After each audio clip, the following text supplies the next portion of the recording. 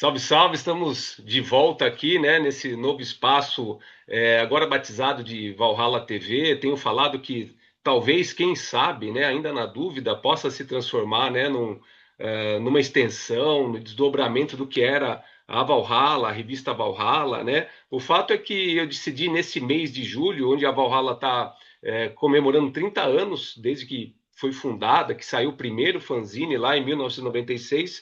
Eu estou convidando alguns amigos, né, e pessoas que estiveram com a gente na revista, para a gente poder falar um pouco mais, né, não só trazer memórias e os bastidores da revista na época, mas trazer temas que são relevantes para a contemporaneidade. E hoje eu estou com uma pessoa aqui que dispensa apresentações, um grande mestre, um amigo da qual tive o grande privilégio de ser colunista da Valhalla, Carlos Lopes, por muitos anos, né, Carlos? Não só a coluna Rock and Roll Junk Food, mas várias resenhas, coberturas de shows que a gente pôde ter o privilégio de ler, né, os seus textos e tal. Queria que você começasse compartilhando suas memórias, né, dessa época da revista, da Valhalla, das suas colaborações, dos seus textos. Obrigado, meu amigo. Assim, para eu voltar um pouco no passado, eu sou formado em jornalismo. Na época, eu me formei em rádio e não jornalismo impresso. O jornalismo impresso foi caindo na minha vida com o tempo, mas eu nunca quis exercer. Então, estou te falando isso de forma profissional. Sim. Mal eu estava na faculdade, eu queria montar uma banda, porque eu já entrei na faculdade com a banda montada. Eu só queria que ela tivesse espaço e eu pudesse fazer ela crescer. Então, conscientemente, eu boicotava todas as provas que eu fazia para entrar como jornalista nos jornais. Eu fiz prova para o Globo, fiz tudo errado de propósito e consegui tocar adiante o meu intento. Tá, obviamente quem pagava a faculdade era minha mãe e eu não contava isso para ela, que se eu contasse ela ia me pegar o chinelo e bater, né? Mas eu consegui. Então, antes de eu terminar a faculdade, a Dorsal já estava gravando e já estava caminhando já para o antes do fim, estava nessa fase. Então eu falei, não, agora eu vou tentar sobreviver disso. Aí eu me afastei de jornalismo total, eu fiquei só escrevendo para um zine, para outro. Aí depois no Rio eu fui subeditor da revista Rock Press quando ela era impressa. Então eu tinha uma experiência de redação. Aí quando veio o seu convite, eu penso assim, eu vou falar isso assim, a gente vai falar muito superficialmente, mas obviamente eu poderia falar anos sobre esse assunto. A história é algo que não é totalmente concreto. A história depende de documentação, depende de análise e depende de referências culturais. Por exemplo, os dois grandes líderes do pensamento econômico e cultural do Brasil sempre foram Rio e São Paulo. Quando você me chamou para Valhalla, a minha cabeça era assim e eu continuo acreditando nisso até hoje. Que você falar para São Paulo é uma coisa e você falar para o Rio de Janeiro é outra. Hoje, essa ligação está reduzida, quer dizer, há menos atrito, porque a internet teve o poder, que necessariamente eu não acho bom, de unificar as coisas. Então, por exemplo, quando eu fui tocar no Piauí, acho que 87, não tinha shopping. Hoje você vai em qualquer lugar no interior do Brasil, tem shopping. Então as pessoas estão se vestindo igual, falando igual, gostando das mesmas coisas na internet e comendo a mesma coisa. Isso, para mim, é horrível. É uma uniformidade que não me interessa de jeito nenhum, mas é inevitável com a tecnologia de comunicação com a internet. Porque antigamente você detinha sempre esse poder. Rio e São Paulo, Rio e São Paulo. Eu já escrevia para Rock Press no Rio, então ela tinha um alcance mais regional. A revista chegava em São Paulo, mas ela chegava muito mais no Rio. E a Valhalla foi uma oportunidade de eu poder conversar com um público maior e principalmente de São Paulo. Isso eu estou te falando pelas cartas e e-mails que eu recebia na época. Uhum. Sabe, a mesma coisa de hoje em dia, você ter o público nitidamente. Por exemplo, eu trabalho com três públicos: Facebook, Instagram e YouTube. São completamente diferentes e cada um deles fala comigo de uma forma. Isso era visível lá atrás, na década de 90, só que hoje é mais claro. Então foi uma oportunidade única que eu pude, de fato, exercer a profissão, entendeu? Não é uma coisa que eu morra de amores, porque, na Aham. verdade, eu gosto é de escrever literatura. O Sim, jornalismo, sim. você tem que ter um certo amor ao jornalismo. E eu É, fiz bastante coisa. Eu entrevistei bastante gente, é, acontecendo coisas inesquecíveis, sabe, né, nesse ato de entrevistar pessoas. Mas eu vou te falar o que eu já tinha te falado antes, que as pessoas que vão ver isso nunca ouviram. Eu falei para você, como eu falava na editoria da Rock Press. Cara, entrevistar roqueiro, metaleiro é fim de carreira, porque ninguém tem nada para falar. Então aquilo ali ia me cansando, porque as pessoas só estavam preocupadas em vender o seu peixe. E eu fico com aquela cabeça de historiador bissexto, porque quando eu tinha 17 anos, eu quase fui cursar história. Me arrependo e não me arrependo, porque eu transformei a Dorsal Atlântica no manancial disso aí. numa instância. Discutir história dentro da banda. Mas eu estou te falando isso porque eu fiz altas entrevistas muito legais, assim como eu fiquei empacado com entrevistas que não saíam do lugar. Eu lembro de coisas assim completamente. Eu tenho histórias completamente absurdas.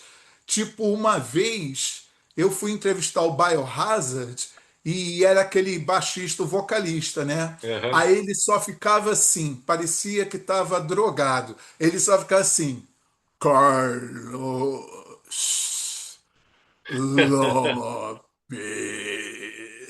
Aí eu falei, cara, eu tô Pô. perdendo meu tempo com essa parada. Tá meio esquisito. Inclusive, depois tu não tem que escrever. Sim, pois é. Tu não tem que escrever. Tu fala, É. porra, eu fui falar. Cara, eu tenho uma história com o Max Cavaleira que é foda. A gravadora marcou, fui falar com ele. Aí ele tá contando a história dele, né? Tá contando a história dele. Aí eu deixei ele contar a história dele. Um 15 minutos, 20 minutos. Eu fiquei quieto, não falei nada. Aí, de repente, eu falo, Max, vai tomar no cu. É o Carlos. Porra, não fica me contando essa ladainha que tu conta para todo mundo. Aí ele parou, tomou um susto, aí ele ficou mais calmo e a entrevista melhorou. Porque Aham. enquanto tá essa coisa burocrática, porra, cara, isso aí não anda, desanda, é horrível. Então é É. isso. A gente sempre tem muita história de estrada e foi um período bacana, entendeu? Eu fiz muita coisa boa. Inclusive, entrevistei travesti, o que não foi para Valhalla, tá? É. Travesti, traficante, policial corrupto.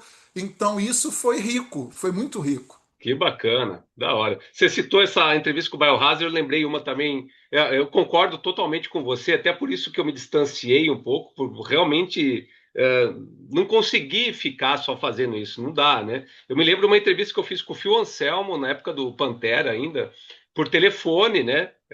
As entrevistas eram por telefone, não tinha E internet a como temos hoje. telefone.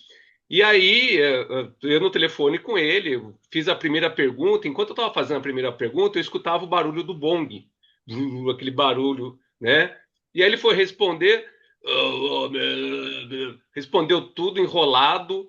Aí, beleza, falei, eu vou para a segunda pergunta. Continuei escutando o barulho do bong. Ele vem para responder.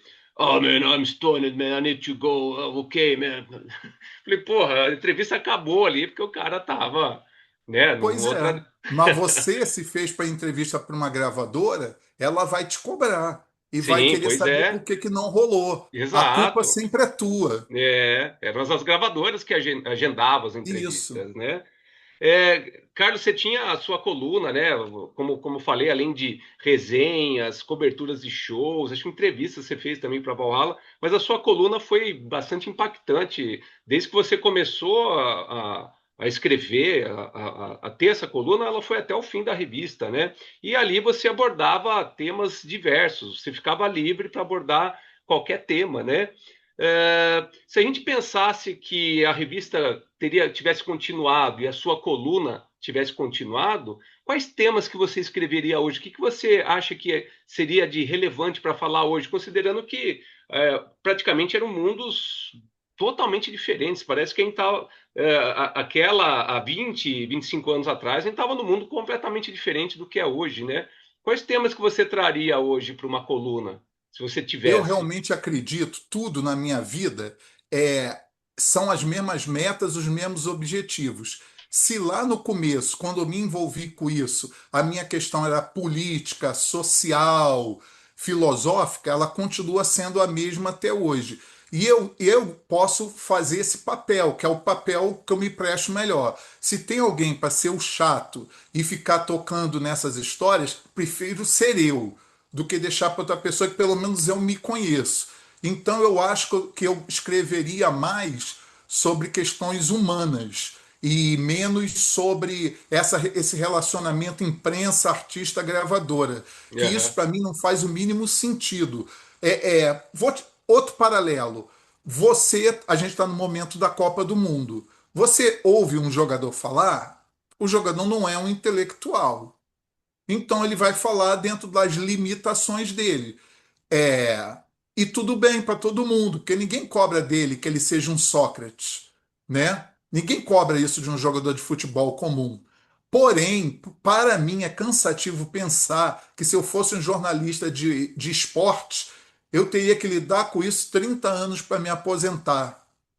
Entendeu? Porque você É, sabe que isso é o caminho da morte. sim, Na hora que você não é desafiado, você profissionalmente não cresce, você está só fazendo a mesma coisa para ganhar teu salário e você se dá por satisfeito, isso é o caminho da morte. é, Então, como eu escolho o caminho da vida, eu teria que escrever mais sobre filosofia, sociologia, esse tipo de coisa. bacana, maravilha. Naquela época, né, a Dorsal tava parada, você estava tocando com o Mustang, né? O Mustang tava bem ativo, tal. E aí eu tava até agora você tá bastante ativo de novo com a Dorsal, lançando álbum, fazendo show, festivais. A gente se encontrou lá no Bangers Open Air, né? Agora recentemente. Eu tava agora, fiz uma entrevista hoje de manhã com dois grandes assessores de imprensa, né, da atualidade, que foram colaboradores da Valhalla, o Eric Tedesco, da Tedesco Mídia, e o Marcos Frank, que hoje é o assessor de imprensa da Nuclear Blast aqui no Brasil. Eu fiz essa pergunta para eles, eu acho que eu vou precisar repetir, porque você é o cara para responder sobre isso. Eu compartilhei com eles a minha impressão que se há 20, 25 anos atrás a gente tinha uma cena, um mercado, né, a gente pode considerar esse lado, um pouco mais amador, tanto por parte das bandas, quanto como pela parte dos outros atores ali da cena, produtores, assessores, enfim, todo mundo envolvido, era um pouco mais amador. Hoje eu percebo uma espécie de excesso de profissionalismo. Há uma preocupação demasiada em entregar o produto certo para o público, de acordo com aquela demanda. Não há risco, ninguém corre risco, é só uma entrega do que se espera e tudo bem produzido, tudo bem perfeitinho, tudo, né, bem finalizado ali, né? O conceito marxista do fetiche da mercadoria, para mim, nunca fez tanto sentido. Queria ouvir você sobre isso, porque a Dorsal estava lá no início de tudo, não só do metal do Brasil, mas do metal mundial. E você está agora com a Dorsal nesse novo momento. Como que você encara isso? Olha, quantas horas a gente tem para eu te responder isso? Se a Porque é gente muito acabar complexo, aqui, a cara. gente faz um outro link aqui. Tá, é muito complexo, ó. Eu vou te responder visão de vida, vou te responder sobre gerenciamento de banda e sobre imprensa, tá? Tá, Então, perfeito. vamos nos ater aos tempos de hoje. É, Hoje, você tem uma mídia totalmente dominada por algoritmo. Então, o próprio algoritmo, ele entra em política, ele entra no gosto das pessoas, influencia a roupa que você usa, tanto quanto a música que você escuta. Dois, tem um detalhe que é colonização cultural. Esses algoritmos favorecem produtos de primeiro mundo, principalmente dos Estados Unidos. Por quê? Por que que o Trump briga com o Pix? Porque o Pix não dá dinheiro para o Mastercard, para o Visa. Então, algoritmo é igual, só que as pessoas são tão inocentes de lidar com o demônio e achar que o demônio não vai cobrar sua cota de sangue e de alma. O algoritmo faz isso. A mídia, ela ficou igual, porque eu lembro que eu entrei num período que eu conheci os jornalistas dos anos 70 e 80. Era diferente. Você deve lembrar que era a época que você mandava um release impresso num papel com as fotos e, inclusive, mandava o vinil para os jornalistas. Exato. Eu vi a mudança toda disso, como você viu. Eu lembro muito do primeiro show que eu não pude cobrir perto do palco. Dois, The Police no Maracanã, porque eu vou explicar o porquê sem citar nomes. The Police no Maracanã e o Rolling Stones na praia de Copacabana. O que foi que aconteceu? Até aquele período, eu sempre cobria os shows da beira do palco. Eu tinha um fotógrafo e eu ficava escrevendo e cobrindo. A partir desse período, entrou o método norte-americano, que inclusive é o que se faz na Copa agora, mas todo mundo finge que não está vendo. Você só escolhe gente bonita, branca, aí você É, escolhe dois pretos, um latino, um oriental, e você monta aquela galera da frente toda arrumadinha. Isso foi o que aconteceu com o Police e com os Rolling Stones. Ambos gravaram DVDs. Então não podia aparecer gente do povo sem dente. No meio que a gente vive do metal, há muito preconceito, colonização e racismo. Isso é evidente e é claro na postura das bandas e das pessoas. Então, o que eu posso falar sobre assessoria de imprensa é que a gente pegou a época que era mato, que era feito na garra. Hoje em dia, as pessoas com chat GPT, essas coisas, já não escrevem mais. Vai chegar um momento que ninguém sabe mais escrever, não sabe interpretar texto. Por quê? Porque o próprio público ele não cobra do jornalista um nível alto. Ele quer que se mantenha para baixo. E esse nível que desce é assim. Eu cresci lendo o Jornal do Brasil com grandes articulistas, grandes pensadores. Não tem mais espaço para essa galera na imprensa hoje em dia, tá? Não existe. Por quê? Será que as pessoas ficaram mais burras ou será que as pessoas simplesmente aceitam com mais facilidade uma falsa história de democratização da informação?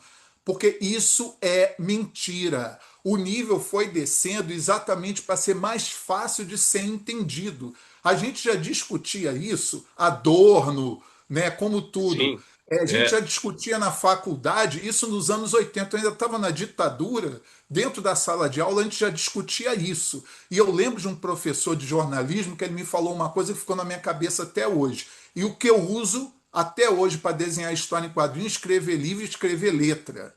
Ele falava: certos jornais são assim, foto de um jogador jogando bola. Aí embaixo está: jogador chuta bola.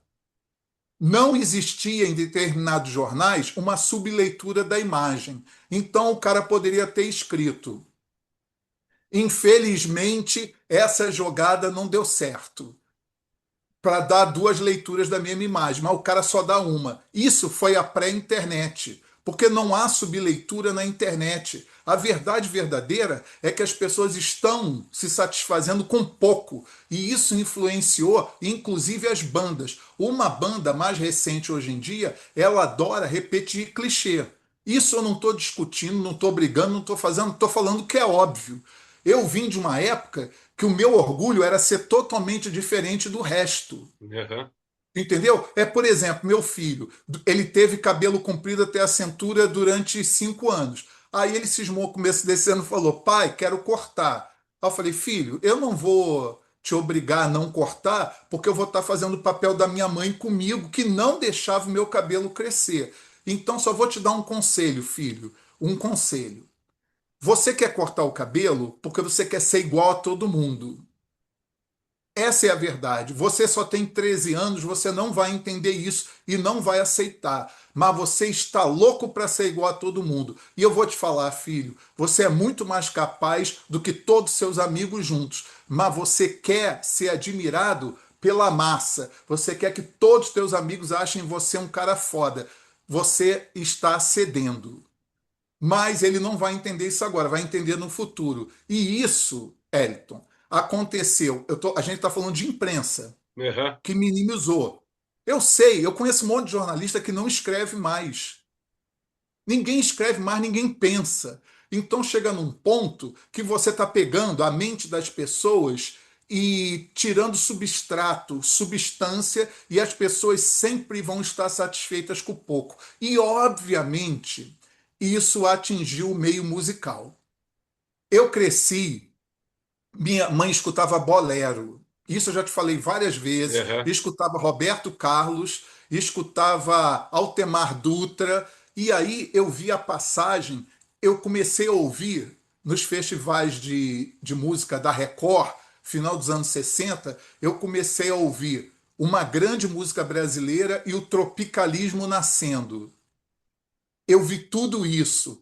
Eu vi os tropicalistas nascerem, os secos e molhados, os novos baianos, o Alceu Valença, o Zé Ramalho. Eu vi o rock brasileiro dos anos 70. Eu vi tudo isso. E aí, que a grande lição que eu aprendi que tem a ver com o jornalismo e que tem a ver com a nossa própria vida?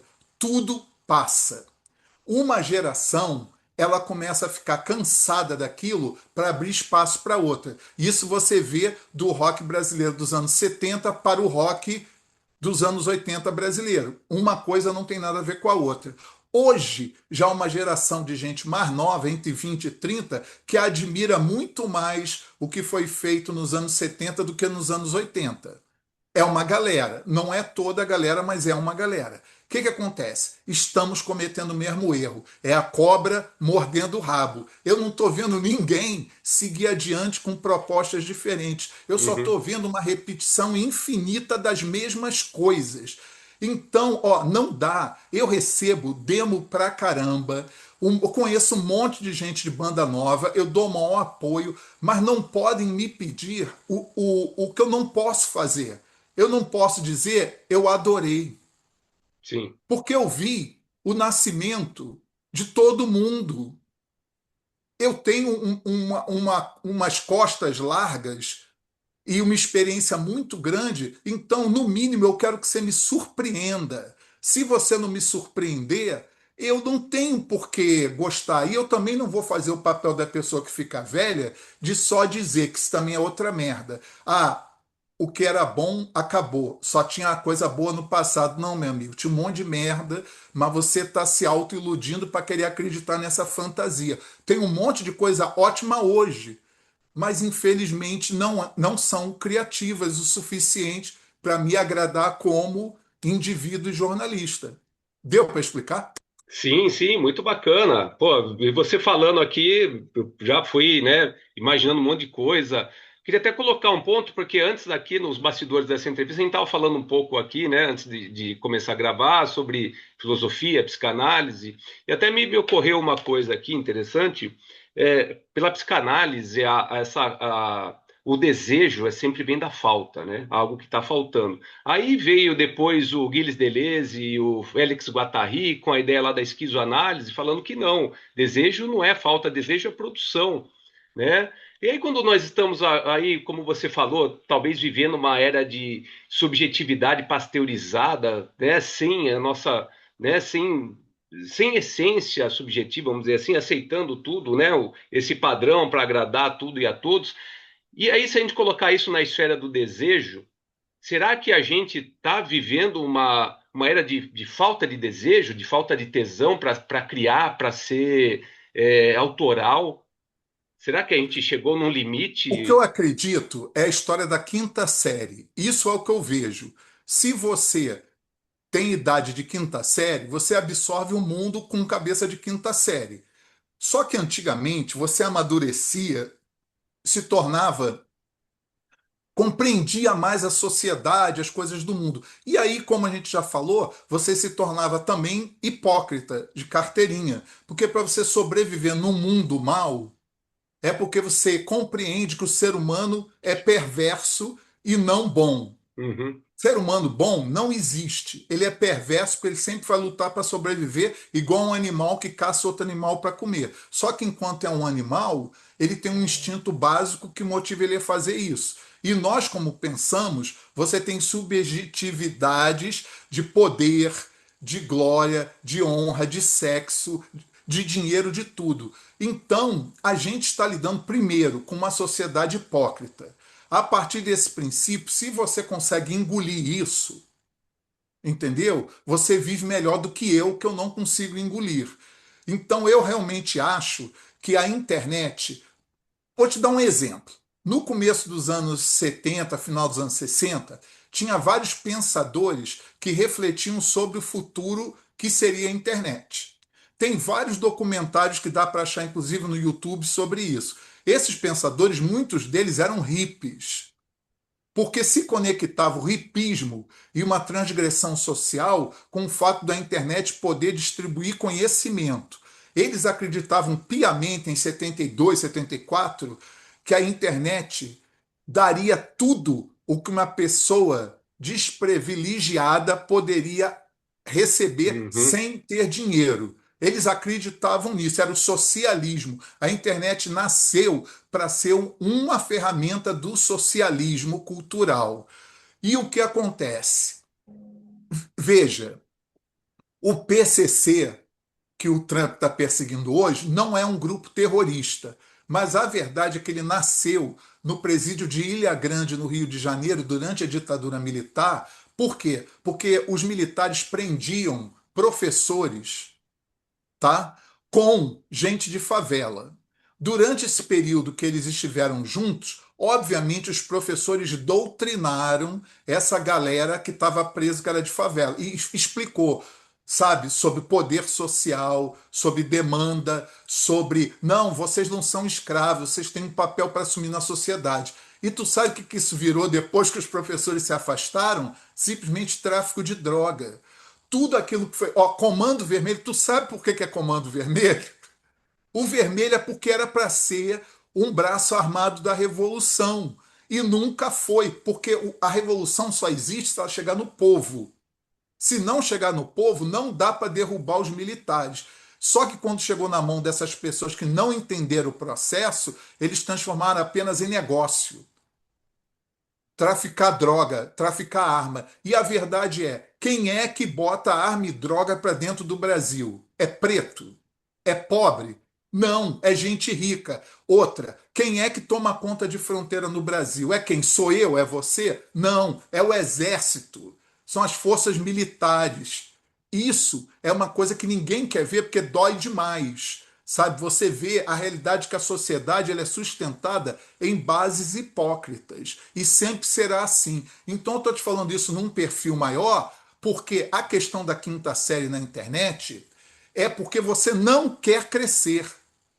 Você Uhum. pode ter 30, 40, 50 anos, mas você não quer crescer. Eu já me perguntei muitas vezes porque quando a gente começou lá atrás, tá? Lá atrás era capim, não tinha nada. E eu já te falei diversas vezes que as bandas que foram capinando eram o Estrés, a Dorsal e o Sim. Vulcano, que foi capinando lá atrás. O que que acontece? Como eu participei da fundação, eu não posso olhar para a quinta série e achar que é bom. Eu continuo me cobrando. Por que que tem que ter metaleiro, punk, psicodélico. Por que, que isso ainda tem que existir? Por que, que vocês, que são uma geração nova, por que vocês não criam um novo? Eu gostaria de ver um novo. Eu estou pedindo um novo agora, igual quando eu tinha 16 anos. Eu quero um novo. E eu não estou Uhum. vendo esse novo. Então, sabe o que é isso também, dialeticamente? É o fim da civilização ocidental.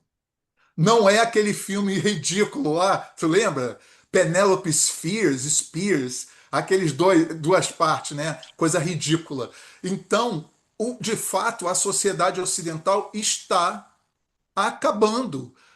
Daqui a 50 anos não vai ter rock and roll. Olha só, eu posso contar um monte de história da minha família, história da minha vida. Vou dar um exemplo para vocês. Meu avô era cronista, jornalista. Eu não conheci meu avô de fato, porque eu era muito criança. Eu conversava com ele, era uma pessoa mais idosa. Ele sempre andou de terno com o lencinho no bolso. Ele era muito chique. Aí o que acontece? Vocês acham que uma pessoa que nos anos 70 está andando com essa roupa, ela gosta dos anos 70? Ela odeia. Aí meu avô faleceu, ele deixou um monte de livros de crônicas e contos. Aí eu falei, cara, agora que eu já estou com 30 e poucos anos, vou ler.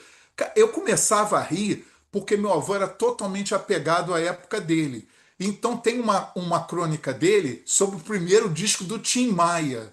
E eu comecei a rir que o primeiro disco do Tim Maia, se eu não me engano, é 70, 71 e tal.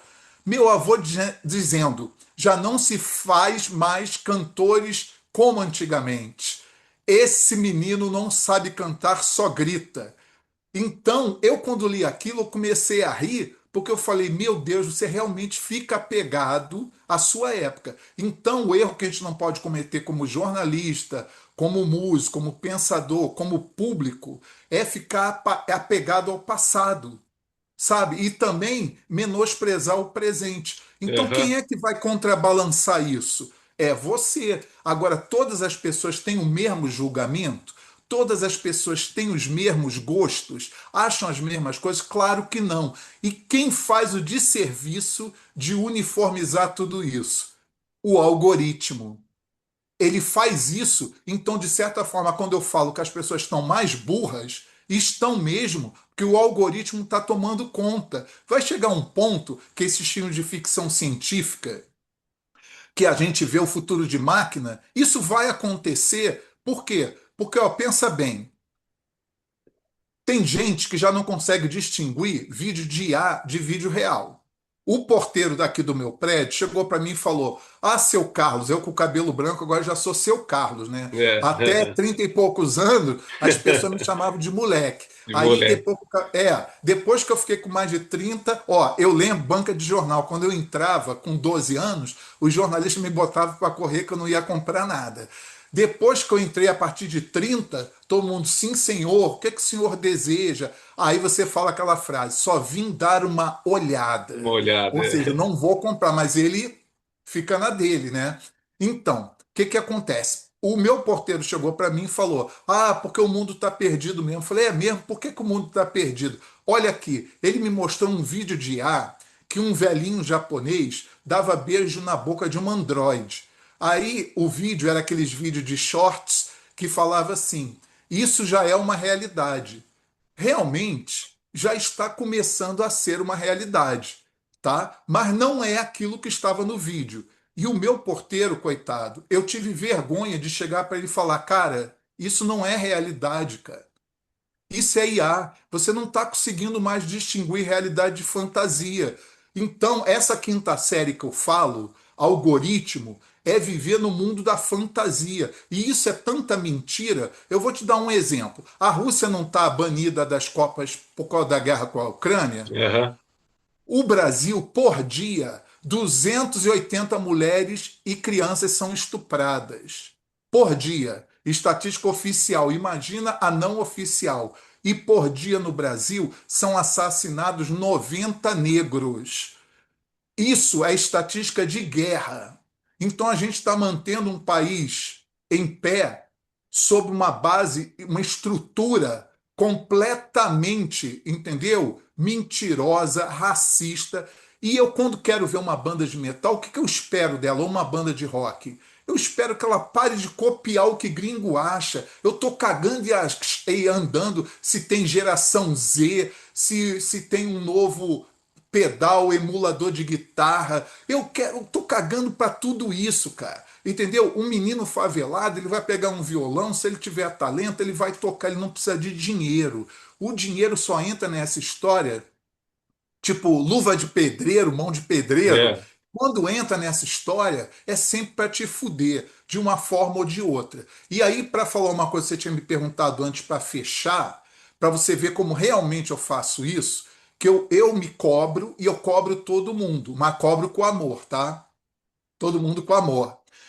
Quando chegou no final, no começo da década de 2000, eu estava muito de saco cheio do ambiente de heavy metal. Eu estava muito de saco cheio. Porque eu não via a coisa evoluir, eu não via nada novo, eu via as pessoas repetindo a mesma ladainha. Então eu falei, cara, quer saber uma coisa? Eu vou dar um tempo da Dorsal, vou botar lá no estaleiro, eu vou brincar. E compor o que eu quero e gravar o que eu quero. Que você perguntou sobre a coluna do Rock and Roll Junk Food. Aham, E o próprio título já é uma piada, sim, né? Eu estou falando de produto enlatado, é, cultural enlatado, porque o enlatado é um termo que a gente usava muito na nossa geração para seriado norte-americano que passava na TV.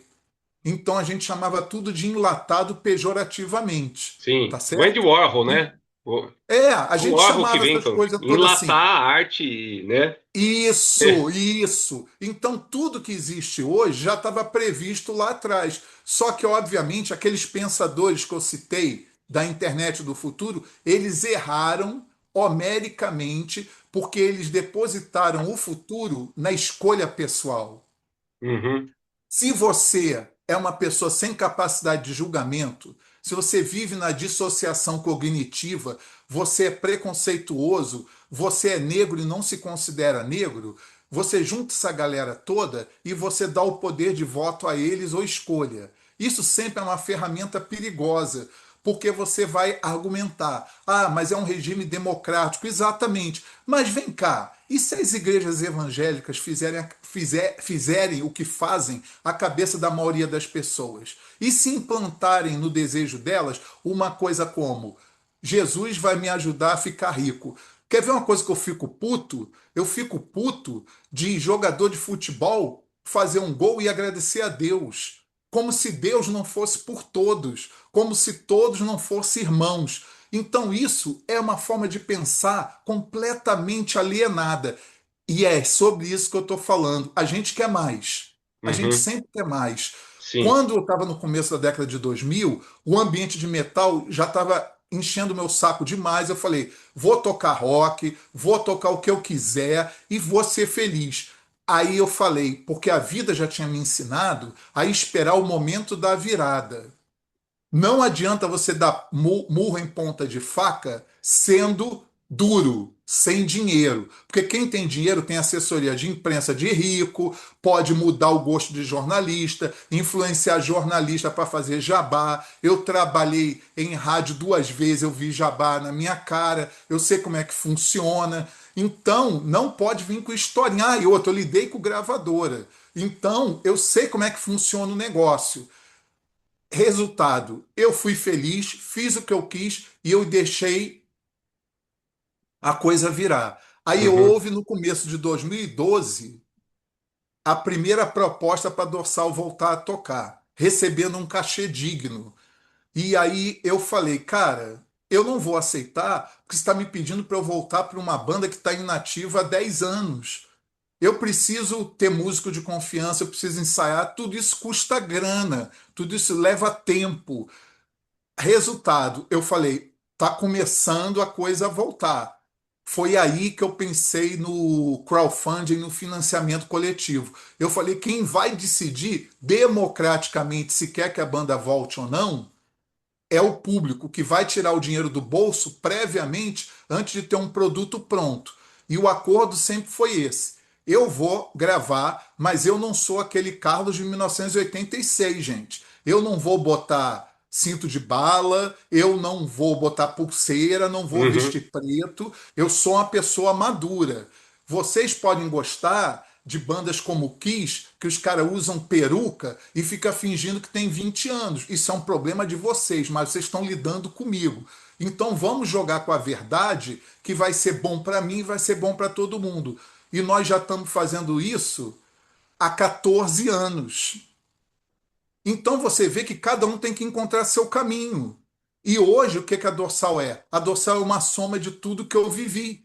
É assim que eu penso com o jornalismo, com as minhas amizades, com os textos que eu escrevo, com as músicas que eu componho. Eu não posso negar a trajetória, o caminhar. eu estaria sendo completamente alienado como as pessoas que eu critico. Quer dizer, então acho que deu para dar um perfil geral. Ah, eu falei do Deu. meu avô, falei do Kiss, falei do Rock and Roll Junk Food, falei da quinta série. Tem que terminar o que começou ali. O rock and roll daqui a 50 anos vai estar morto. Porque a minha mãe escutava Altemar Dutra cantando bolero em 67, tá? E ninguém mais ouve bolero. Então vai continuar existindo blues, samba, rock and roll? Talvez sim, mas olha só, o mundo daqui a 50 anos, o poderio, a primazia norte-americana vai estar em completa decadência. Daí que o mundo vai mudar, e quando mudar, os gostos vão ser outros, a influência cultural vai ser outra, a roupa que você veste, o que você ouve, porque ninguém escutava rock and roll no Brasil no começo da década de 50. E eu gosto de deixar claro que isso aqui não é para incomodar. História é documentação. O primeiro rock and roll gravado no Brasil foi gravado por uma mulher que eu esqueci o nome dela agora. Tá legal? Rock Around the Clock eu não lembro qual foi o nome na versão em português, mas é uma boa versão. Se você pensar que não tinha nem de guitarrista de rock no Brasil, era guitarrista de jazz, o que na verdade é o mesmo perfil de muitos guitarristas de rock negros e brancos, Sim. vieram do jazz.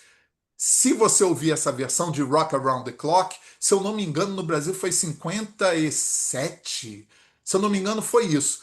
E quem foi que gravou o segundo rock no Brasil? Calbi Peixoto, que cantava desde os anos 40. Ele cantava samba. Eu me lembro do Calbi Peixoto, foi uma música até rock de Copacabana, rock and roll em Copacabana. Eu vou falar para vocês, não tinha roqueiro no Brasil, isso não existia. Então, primeiro, a gravadora fez o seguinte: temos que implantar esse gênero no Brasil. Tem roqueiro para cantar? Não. Então chama sambista. Será que é a Nora Ney? Eu tá passando esse nome pela minha cabeça, Nora Ney, eu posso estar errado. Mas o que, que eu quero te contar? Que foi uma imposição de gravadora. Claro que não era natural. Era uma música estrangeira que veio para um Sim. outro país, precisava. Depois vai surgindo a tal da cena. Isso acontece com todo mundo. Aí começou a ter roqueiro. Rio e São Paulo, Belo Horizonte começou. Mas isso é um fato histórico. E se a gente começar a negar essas coisas, que o rock começou com o samba, que essa é a verdade, o rock no Brasil começou com o samba. Se negar, você simplesmente está revisionismo histórico. Você está tapando a verdade, querendo criar um mito. Igual eu falei antes, eu quero que a geração Z se foda. Eu não estou nem aí para ninguém. O que gringo acha é problema de gringo. Gringo não tem percepção mundial, tem percepção do seu próprio umbigo, não entende a dor dos outros, entendeu? E arte também é dor. Não é só para rir, né? Exatamente, exatamente. Olha, já era para a gente ter finalizado, mas o papo está tão empolgante, né, tão rico que vai estimulando, né, o pensamento. Muitas vezes você falou sobre essa instância de fantasia da qual as pessoas vivem hoje, né, ao contrário de viver o real, a verdade. Você trouxe o próprio exemplo aí da Dorsal que eu achei genial, né? De que a dorsal é toda essa evolução de quem é o Carlos Lopes na verdade, na realidade, no real ali, e não só aquela fantasia que ficou lá atrás, né?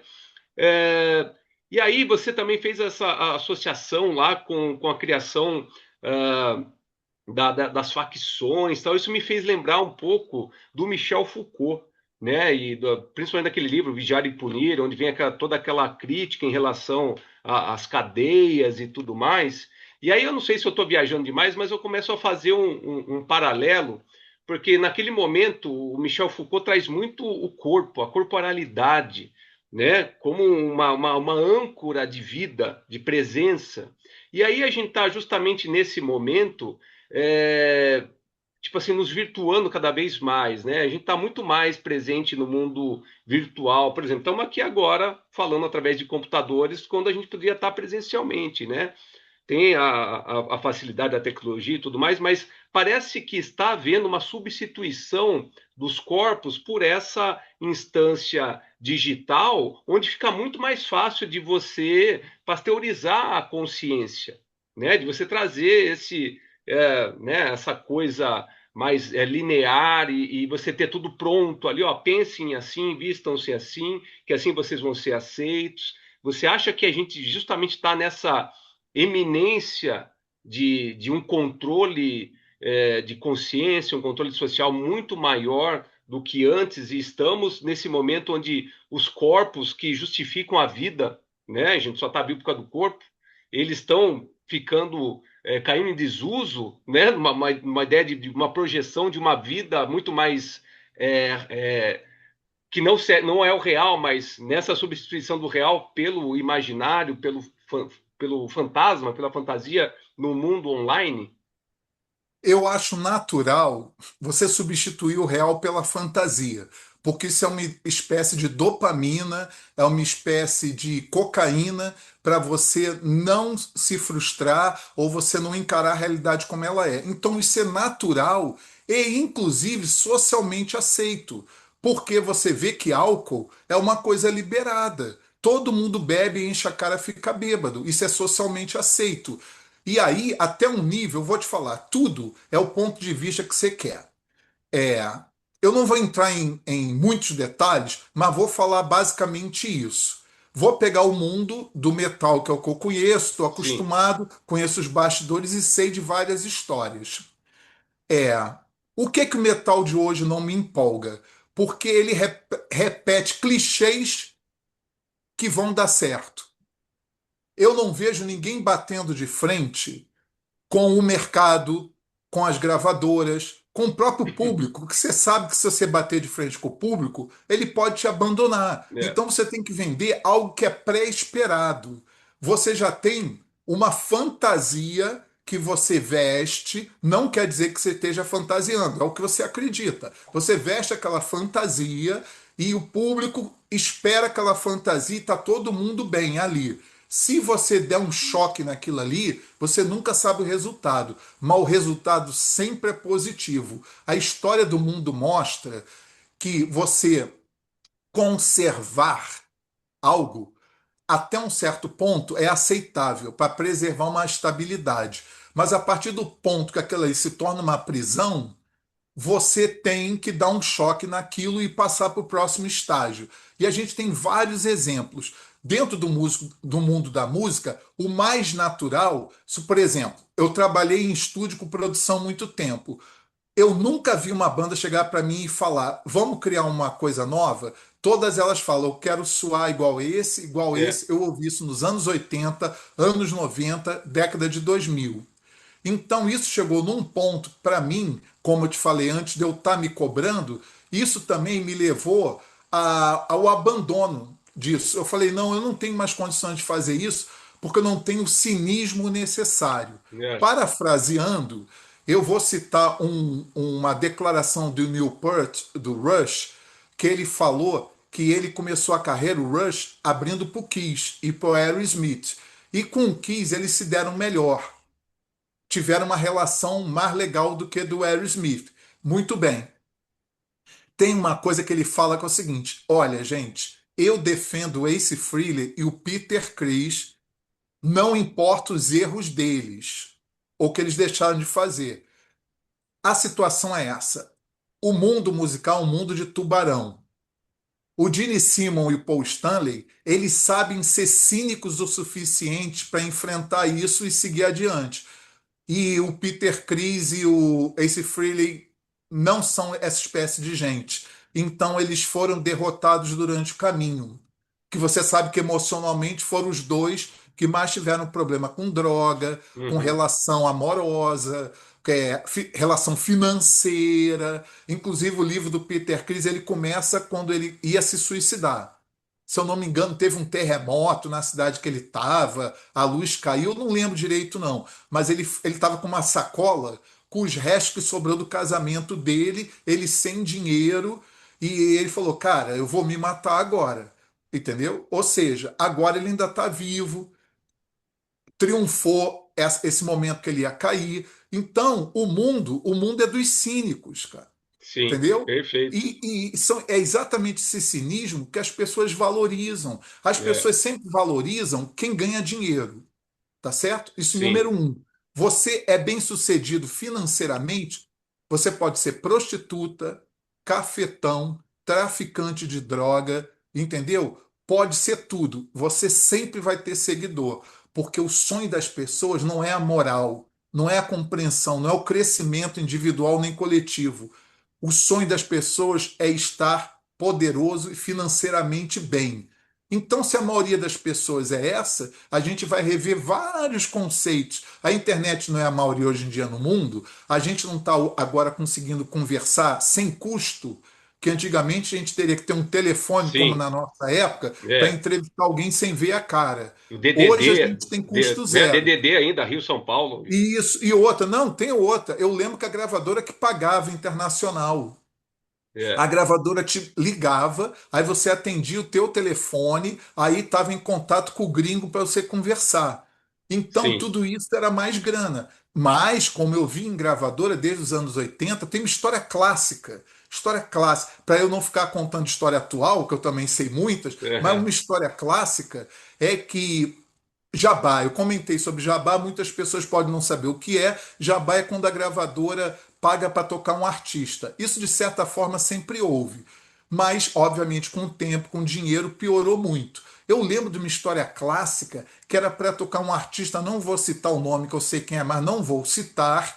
E aí, é, o radialista teve que ter uma reunião na gravadora, sediada no Rio de Janeiro. Aí o diretor artístico falou: desce lá na garagem da gravadora. Essa história é hiper conhecida. Quando ele desceu, tinha um carro zero com a chave no para ligar. Entendeu? Então o que acontece? Você acha que a pessoa que passa por isso ela fala?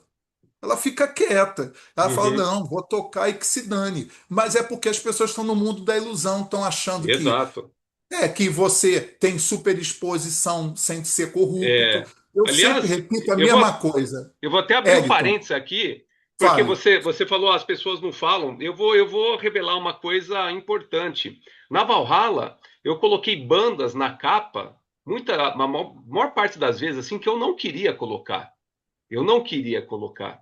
Mas eu tinha os anunciantes da revista, né? Sim, E eu precisava sim, daquele dinheiro do anúncio para eu poder rodar a revista, para a revista poder sim. existir e chegar nas bancas e chegar até os leitores. Então eu tinha que saber ter aquele jogo de cintura e colocar a banda que eu, como jornalista, né, como crítico, eu não acreditava naquele trabalho. Mas a gravadora, eu dependia do anúncio, então eu tinha que colocar.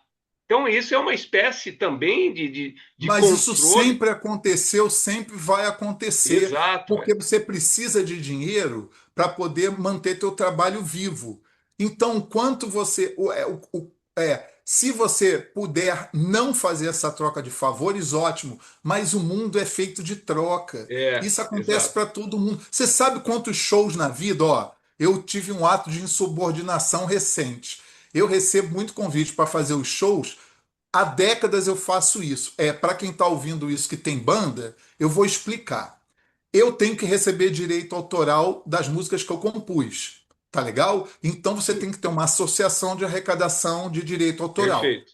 Muitos produtores de show chegam para você e falam: dá para você liberar o seu show no ECAD? Liberar o show no ECAD, tá? Que é escritório de direito autoral, é simplesmente falar para o ECAD: eu não quero receber o que eu tenho direito de receber. Então eu fiz show pra caramba assinando esse documento durante mais de 20 anos. Como ano passado, há 2 anos atrás, eu vi que eu estava perdendo dinheiro e eu estou numa outra fase da vida, eu não tenho 20 anos, eu falei: eu me recuso a assinar. Aí o pessoal fala: cara, mas se tu não assinar, não vai rolar o show. Então não rola o show. Eu Aham, não vou mais assinar essa merda. perfeito. Entendeu? Porque quem tem que pagar o ECAD é o produtor. Sim, E ele não quer pagar. E é uma exato. merreca. Aí o É, cara tem um investimento alto, deixa de pagar R$ 500, que vão voltar para mim algum dia. Para quê? Para ele ter um lucro de R$ 500? Porra. Então isso perfeito. não é. Eu também não fiz o meu mini corrupção. Sim, Para sim, ter show, para conseguir sobreviver e pagar minhas contas, eu exatamente. fiquei assim, não quero receber o que é meu de direito. Mas eu enchi o saco, porque eu estou numa Uhum. outra fase da vida, não estou afim de fazer acordo, entendeu? Sim, Esquema, não exatamente. estou afim. E É, isso é dos menores, né? Porque tem muito pior que isso, né? exato, A exato. gente só está tocando assim na É, cabecinha do negócio, sim. que é muito pior. É. E eu acho que isso faz parte da vivência. Você vai ter que lidar com esse tipo de coisa, né? Mas aí que foi interessante você até citar isso, você tem a escolha para mudar ou continuar sendo cínico, né? Como Isso, você citou, cinismo. né? Você continuar sendo cínico, continuar sendo perverso, né? Eu não consigo também, né? Por isso que estamos trocando esse papo aqui abertamente sobre essas questões, né? Que muita gente não fala, não, isso não pode ser falado, né? Mas é assim que funcionam, né? Carlos, Eu se nunca deixar. voltaria, para te falar a verdade, Elton, assim, eu nunca voltaria a tocar se eu fosse cínico. Eu me recuso, porque isso para mim não faz o mínimo sentido. Eu prefiro ir para a praia, ficar vendendo sanduíche, entendeu? Queijo coalho. Eu não tô nem aí se eu tenho Aham, diploma, se eu tenho faculdade. Eu quero é que se dane. Mas eu, para voltar a tocar, não posso ser cínico. Eu tenho que fazer porque eu estou afim. Ao sim, mesmo tempo, eu preciso ser recompensado por 45 anos de vida dedicada a isso. é, Então não adianta vir com acordo. Porra, outro dia eu vi a mesma ladainha. Ah, mas é para ajudar a promover. Eu falei, meu irmão, só se for para promover para o asilo de idoso, né? Porque não tem mais o que promover. Porra, sim, vocês estão com esse papinho, para mim isso é ridículo. E eu ouvi essa história de promover quando a gente começou lá é, sim. atrás. E eu tô ouvindo essa merda até É hoje. Eu falo, foda, pô, é vocês foda. estão de sacanagem. Ô, Carlos, pô, se deixar, a gente Sim, vai falar até o jogo do Brasil segunda-feira. vai, vai. Valeu demais pela conversa. Vamos marcar mais vezes né? Eu acho que é bacana a gente poder encontrar e elaborar temas que fogem do convencional, que não é aquela a situação que você citou da entrevista com o Biohazard, né? Aquela coisa só eh, dessa consciência do heavy metal, de só falar sobre ali a música, a banda, a gravação, tal, né? De não ir além, né, das limitações que isso nos impõe. Então, espero que a gente possa marcar mais vezes e trocar essa ideia que foi muito bacana. Valeu mais uma Ótimo, vez muito aí. bom. Muito bom, te agradeço e que espero que a Valhalla volte em um novo formato, nova época, novos seguidores, tudo aquilo de bom. É só fazer o trabalho bom e as pessoas têm a escolha, fazem a escolha, né? Se querem seguir, Exatamente. não querem seguir, se acreditam no trabalho, é porque tem que ser assim. Porque hoje a gente vive num mundo. Já me ligaram para oferecer like, né? Já devem ter te Ah, ligado. sim, sim, Empresa é. que liga e fala: Ó, vou botar teu canal para 1 milhão de pessoas agora. Eu falei: Porra, não tô afim, não. Isso me lembra, eu vou terminar assim com chave de ouro. Como eu falei, eu me formei em jornalismo. Um dos primeiros livros que eu li na faculdade era o Roberto da Mata, que é um antropólogo brasileiro que ele vive há muitas décadas nos Estados Unidos. Ele tem um livro fininho, que é maravilhoso, que foi a minha introdução à obra dele, que é assim, você sabe com quem você está falando, que ele relata um fato que ele viveu no Rio de Janeiro, que ele viu um carro de luxo dirigido por um negro. E aí passou um PM, que devia estar puto da vida, recebendo mal, e aí foi aquele diálogo, documento, e o PM negro tentando desfazer do motorista negro, como se Nego. ele fosse um duro, não tivesse motivo. E aí, no meio dessas coisas, ou seja, eram dois negros, eu não estou falando de um branco humilhando um negro, teve que rolar a frase: Você sabe com quem que você está falando?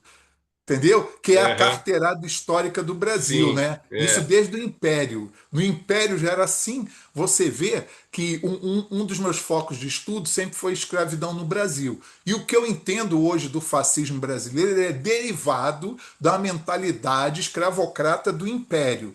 Então, um caso muito típico, que também é muito difícil para as pessoas aceitarem, é que o negro alforriado, quando conseguia juntar um dinheiro bacana, ele comprava escravo. Pois é, Isso foda. é uma coisa que eu tive um choque de realidade, mas que explicou demais o Brasil, entendeu? Demais. Só que não adianta, gente, você pegar a passagem, achar que tu vai para os Estados Unidos e vai ter uma vida melhor. Não, gente. Não vai, porque você é você e você está levando você, querendo viver uma fantasia. Quanto mais brasileiros tiverem amor ao país e quiserem que o país melhore, tem que estar no Brasil, tem que fazer esse trabalho pelo Brasil. É isso. Exatamente. Perfeito. Carlos, valeu mais uma vez.